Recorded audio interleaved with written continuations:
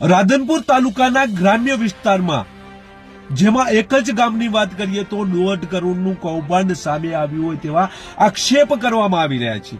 ગામના યુવાનો જાગૃત બન્યા છે। ભ્રષ્ટાચાર સામે લાવવા માટે જિલ્લા કક્ષાએ આ લોકો પહોંચે છે અને ત્યાંથી એક કમિટીની રચના કરવામાં આવે છે, પરંતુ આ કમિટી માત્ર ગામમાં આવીને આંટો મારીને જતી રહી છે। ત્યારે ગામ લોકો દ્વારા ફરીથી તપાસ થાય અને આ કૌભાંડ સામે લાવવામાં આવે અને જવાબદાર કર્મચારીઓ તેમજ પદાધિકારીઓ સામે ફોજદારી કાર્યવાહી કરવામાં આવે તેવી માંગણી કરવામાં આવી રહી છે, જેની આજે વાત કરવી છે। નમસ્કાર, ક્રાઇમ આવાજ ન્યૂઝમાં તમારું સ્વાગત છે અને હું છું તમારો નાનજીભાઈ ઠાકોર।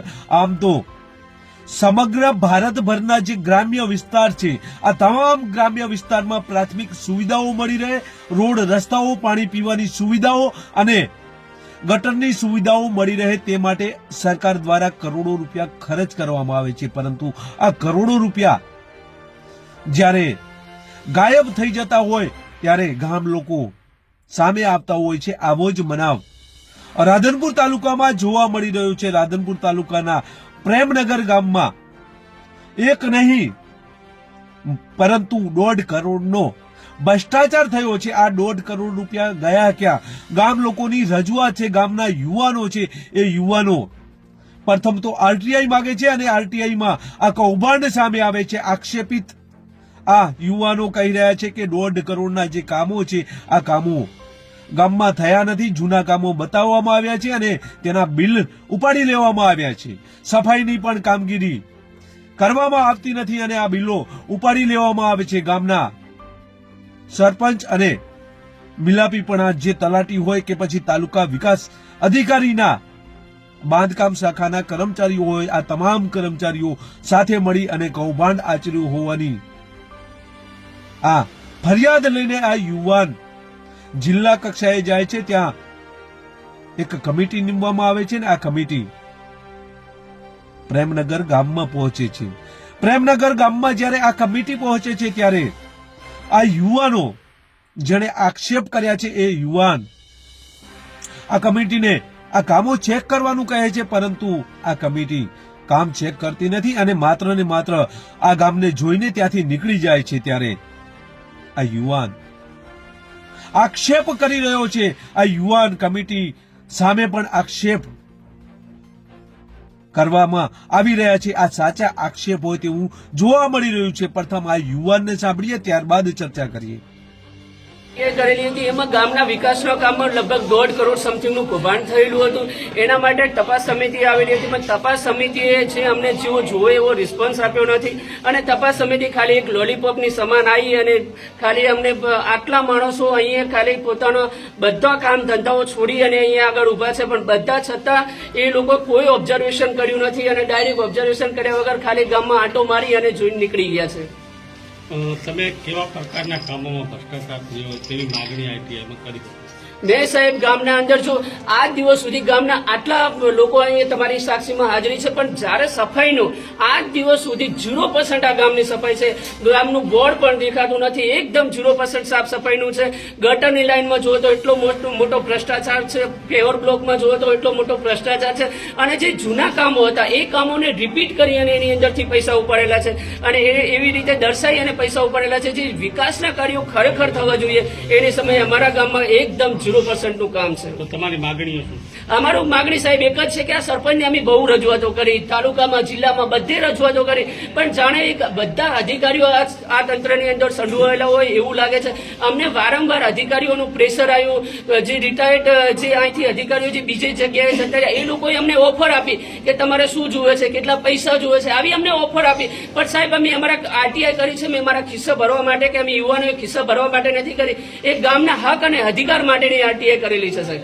એ કયા અધિકારી હતા કે તમને ઓફર આપી આ વાત? સાહેબ એ હું અત્યારે બધાની સામે નહીં કરી શકું, પણ જયારે સમય આવશે ત્યારે હું આપને બધાની સામે ખુલીને પણ કહી શકીશ કે જે અધિકારીઓએ અમને લાલચ આપી હતી કે તમે આરટીઆઈ છોડી દો, તમને તમારું પૂરતું કામ કરી દઈશું, પૈસા આપીશું, બધું અમને લાલચ આપી છે, પણ છતાં સાહેબ એના માટે થઈને આજે 4 મહિના જેટલો સમય થઈ ગયો, એના માટે થઈને જ આ કાર્યમાં વિલંબ થયો છે। કારણ કે એમને એવું હતું કે ખરેખર સમાધાન થઈ જશે, પણ અમે આરટીઆઈ અમારા ખિસ્સા ભરવા માટે નથી કરી, અમે એક ગામના જાગૃતિ યુવાન તરીકે આ ગામના લોકો, ગરીબ લોકોનો હક અને અધિકાર છીનવાય નહીં. અને આ ગામ પણ ભલે અમે શરૂઆત લેટ કરી છે, પણ અમારી આગળની શરૂઆત ગ્રેટ હશે એવો અમને વિશ્વાસ છે. અને ગામ લોકોએ અમને જે બધું હવે શું માગણી?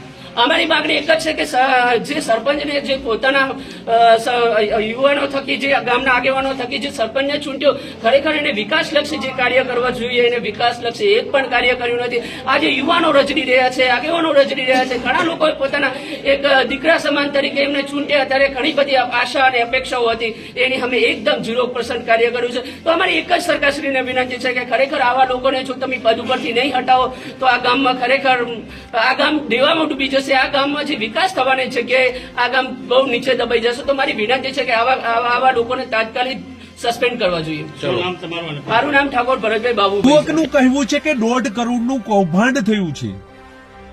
આ કૌભાંડ ખુલ્લું કરવા માટે આ યુવક રાધનપુર તાલુકા પંચાયતમાં તાલુકા વિકાસ અધિકારીને સંબોધીને ગુજરાત માહિતી અધિકાર અધિનિયમ 2005 મુજબ એક આરટીઆઈ કરે છે અને આ આરટીઆઈમાં જે ગામમાં વિકાસલક્ષી કામો થયા છે તેની માહિતી માંગે છે, પરંતુ તાલુકા વિકાસ અધિકારી દ્વારા આ માહિતી અધૂરી આપવામાં આવે છે. તેમ છતાં આ યુવક જે માહિતી આપી છે તેને સર્ચ કરે છે અને આ સર્ચ કરતાની સાથે જ કેટલાક કામો જૂના હોય તેવું તેને લાગે છે, જેથી આ યુવક જિલ્લા પંચાયતમાં રજૂઆત કરવા માટે રૂબરૂ જાય છે. જિલ્લા વિકાસ અધિકારીને મળે છે અને કહે છે કે સાહેબ, અમારા ગામમાં આ નાનકડું ગામ છે છતાં પણ વિકાસ થયો નથી, અને જો વિકાસ થયો છે તે આ ભ્રષ્ટ સરપંચ અને તલાટી તેમજ આ ભ્રષ્ટ અધિકારીઓનો, જેથી જિલ્લા વિકાસ અધિકારી તપાસના આદેશ આપે છે. તપાસના આદેશ આપ્યા બાદ એક કમિટી નીમવામાં આવે છે અને આ કમિટી જે છે તે પ્રેમનગર ગામમાં પહોંચે છે. ત્યારે આ યુવકને પણ બોલાવે છે. ત્યારે ઘણા યુવકો ભેગા થઈ જાય છે. આ જાગૃત નાગરિકો છે એટલે આ કમિટીની સાથે કામો જે છે તે જોવા માટે સ્થળ ઉપર જાય છે, પરંતુ કમિટી ગામમાં આંટો મારીને નીકળી જાય છે. ત્યારે આ કમિટી ઉપર અનેક સવાલો આ જે યુવક છે તેના દ્વારા કરવામાં આવી રહ્યા છે. ત્યારે આ ભ્રષ્ટ અધિકારીઓ જે લોકો તપાસ કરવા ગયા તે પણ આ ભ્રષ્ટાચારમાં સંડોવાયેલા હોય તેવું હવે લાગી રહ્યું છે, કારણ કે આ કમિટીની જે જવાબદારી હતી એ જવાબદારી આ કમિટીએ નિભાવી નથી. ભલે અગાઉના સરપંચ, તાલુકા વિકાસ અધિકારી કે પછી તેમના સ્ટાફ દ્વારા કૌભાંડ આચરવામાં આવ્યું હોય, પરંતુ જ્યારે આ તપાસ કમિટીને આ જે ફરિયાદ છે તેના નિવારણ માટે તટસ્થ તપાસના આદેશ જો જિલ્લામાંથી મળતા હોય અને જ્યારે આ કમિટી પણ આવું જ કરીને પરત ફરે ત્યારે તેમની સામે પણ અનેક સવાલો ઉભા થતા હોય છે. ત્યારે આવા સવાલો આ યુવકો ઉઠાવી રહ્યા છે. આ યુવકોનું કહેવું છે કે તપાસ કમિટી પણ આ કૌભાંડમાં સામેલ હોય તેવું જોવા મળી રહ્યું છે, કારણ કે 1.5 કરોડનું આ કૌભાંડ છે. આ કમિટી દ્વારા ફરીથી તપાસ કરવામાં આવે અથવા તો બીજી કમિટી નીમવામાં આવે તેવી માંગણી કરવામાં આવી રહી છે. ગામ લોકોનું કહેવું છે કે જે તપાસ કરવામાં આવેલી કમિટી હતી એ ગામમાં નિરીક્ષણ કરી અને નીકળી ગઈ હતી, તપાસ કરી નથી.